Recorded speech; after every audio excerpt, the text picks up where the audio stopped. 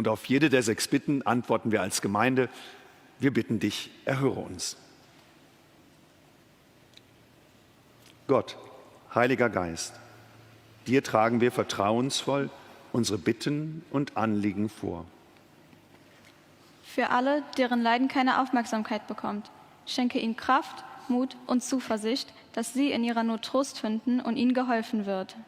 Wir bitten dich, erhöre uns. Za sve mladi, daj nam snagu duha da izbjegavamo zlo i svaki oblik nasilja i da ne ovisimo o onome što želimo imati i doživjeti. Molimo te. Wir bitten dich, erhöre uns. Für die Menschen in der Ukraine und die von dort geflüchtet sind, gib ihnen Kraft zum Durchhalten und lass sie die Hoffnung auf Frieden und die Heimkehr in ihr Land nicht verlieren.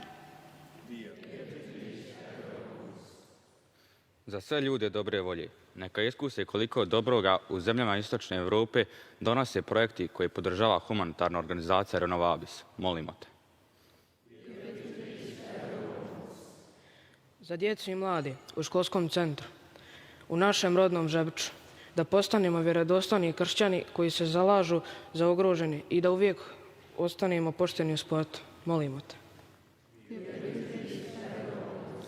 Für die Verstorbenen, lass ihr Leben in dir und deiner Liebe ans Ziel kommen und schenke ihnen den ewigen Frieden.